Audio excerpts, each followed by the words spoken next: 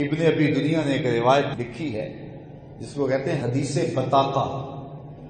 حدیث بطاقہ یہ ہے، حضور فرماتے ہیں قیامت کے دن ایک شخص کو فرشتے پکڑ کے جہنم میں لے جا رہے ہوں گے اور وہ پریشان ہوگا، نامہ اعمال تولا جائے گا تو برائیاں زیادہ اور نیکیاں تھوڑی، فرشتے پکڑیں گے اور جہنم کو لے جا رہے ہوں۔ راستے میں ایک جگہ حضور جلوہ فراز ہو تو وہ شخص حضور کو دیکھے گا تو بلند آواز سے پکارے گا یا رسول اللہ، اللہ اکبر۔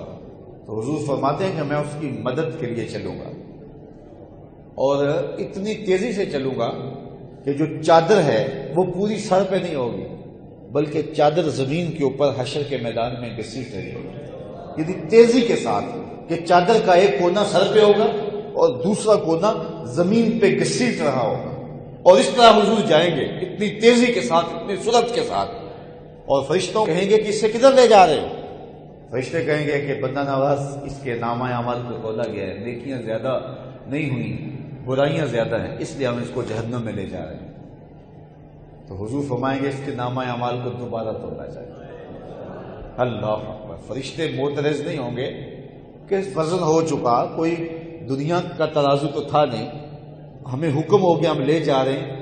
وہ جانتے ہوں گے صدر بزم حشر یہی سرکار ہے، دوبارہ ترازو لگ جائے گا، اس کے نامہ اعمال کو تولا جائے گا، واقعی نیکیاں تھوڑی ہوگی اور برائیاں زیادہ ہوں گی۔ تو حضور علیہ السلام ایک کاغذ کا ٹکڑا نکالیں گے اور ٹکڑے کو عربی میں بطاقہ کہتے ہیں، اور اسی وجہ سے اس حدیث کا نام ہے حدیث بطاقہ۔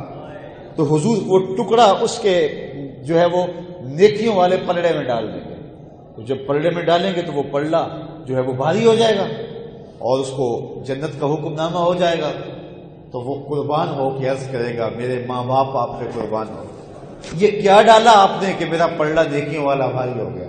حضور مسکرا کے فرمائیں گے میرے امتی یہ ایک مرتبہ تیرا پیار سے پڑا ہوا ضرور تھا۔ حضور یہ بھی جانتے ہیں کس نے کہاں کھڑے ہو کے کتنے پیار سے درود پڑھا ہے۔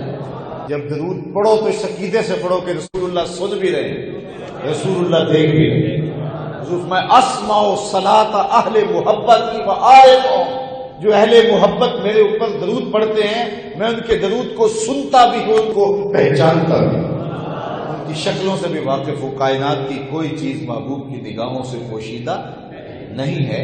تو حضور علیہ السلام فرماتے ہیں کہ فتجلی لی کل شیء وعرفت، کائنات کی ہر چیز میرے سامنے روشن ہو گئی اور میں نے ہر چیز کو پہچان لیا۔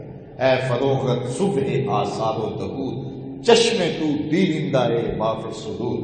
تو عبد وہ ہوتا ہے جو خود چل کے جائے اور تقاضا کرے، عبدہ وہ ہوتا ہے جو گھر بیٹھا ہو تو جبریل آ کے کہے ان اللہ اشتاق الی لقائک یا رسول اللہ، محبوب آپ سو رہے ہیں، آپ کا رب آپ کا انتظار کر رہا ہے۔ تو اعلیٰ حضرت بولے تبارک اللہ شان تیری، تجھی کو زیبا ہے بے نیازی، کہیں پہ وہ جوش لن ترانی، کہیں تقاضے وصال کے تھے۔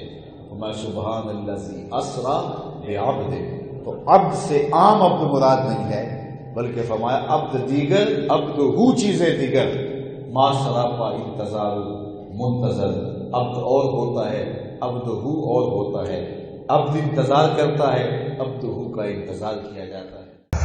جو پڑھے گا صاحب لولاک کے اوپر درود، آگ سے محفوظ اس کا تن بدن رہ جائے گا۔